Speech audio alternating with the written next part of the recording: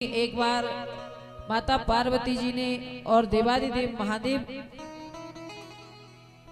जो दिन रात प्रभु के नाम का स्मरण करते हैं, ऐसे देवादिदेव महादेव जी ने अपने दोनों पुत्र यानी कि श्री गणेश जी और भगवान कार्तिकेय जी से कहा कि प्रथम पूजने का अधिकारी किसको बनाया जाए, प्रथम पूज कौन होना चाहिए। तो जो इस धरती की संपूर्ण प्रदक्षिणा करके, संपूर्ण पृथ्वी की परिक्रमा करके जो सबसे पहले हमारे पास लौट करके आएगा, उसी को हम प्रथम पूज बना देंगे। तो कार्तिकेय जी का वाहन है मोर, मोर पर बैठ करके निकल पड़े प्रदक्षिणा करने के लिए, माता पिता की आज्ञा। तो निकल पड़े प्रदक्षिणा परिक्रमा पृथ्वी की करने के लिए। गणेश जी पीछे ही खड़े रहे। कार्तिकेय जी ने पीछे मुड़ के देखा, मैं इतनी जल्दी में, और ये गणेश जी कुछ उल्टा सीधा करने वाले तो नहीं है, क्योंकि मैं तो चलना शुभारंभ मैंने कर दिया, मोर पर बैठ गया और ये अभी तक वही खड़े हैं माता पिता के पास।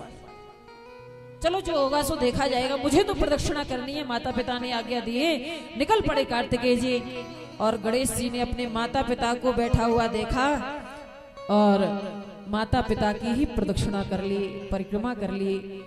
मेरा संपूर्ण संसार तो मेरे माता पिता में ही समाया हुआ है।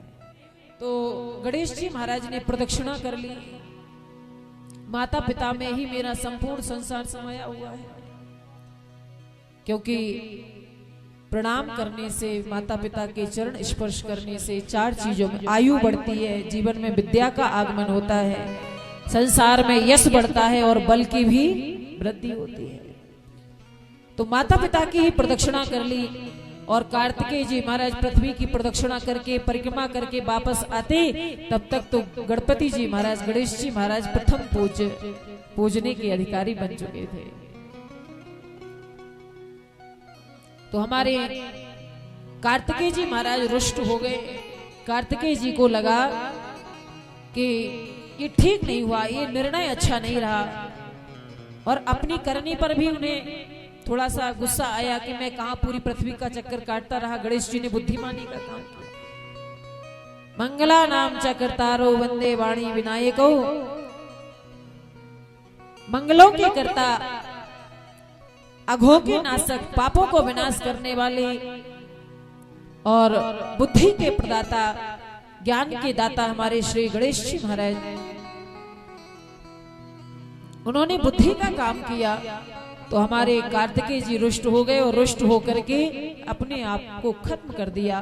अपनी अस्थियां तो भोले बाबा को दे दी और अपना मांस भवानी पार्वती जी को दे दिया और अपने आप को खत्म कर दिया, शरीर को नष्ट कर दिया। हम जब रुद्रप्रयाग हरिद्वार से चलते हैं तो जोशीमठ से पहले कर्णप्रयाग, रुद्रप्रयाग जो तीर्थ है, रुद्रप्रयाग जो स्थान है, जगह है, तो रुद्रप्रयाग से हम थोड़ा जहां केदारनाथ के लिए जाते हैं, तो केदारनाथ वाले रास्ते में ही एक दूसरा रास्ता गया है, और दूसरा रास्ता जो है वो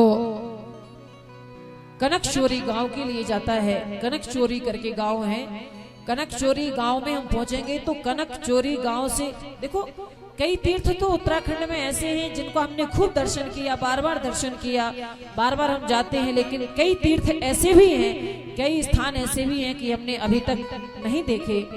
तो कनकचोरी गांव तक तो हम किसी साधन के माध्यम से पहुंच सकते हैं, लेकिन कनकचोरी गांव से फिर 3 किलोमीटर पगडंडी जो है, पैदल चलने का मार्ग जो है, उसको तय करके जब हम जाते हैं तो कार्तिकेय जी का मंदिर एक पहाड़ी पर बना हुआ है, और उस मंदिर में आज भी कार्तिकेय जी की जो अस्थियां उन्होंने भोले बाबा को समर्पित की थी, वो अस्थियां आज भी वहां विराजमान है।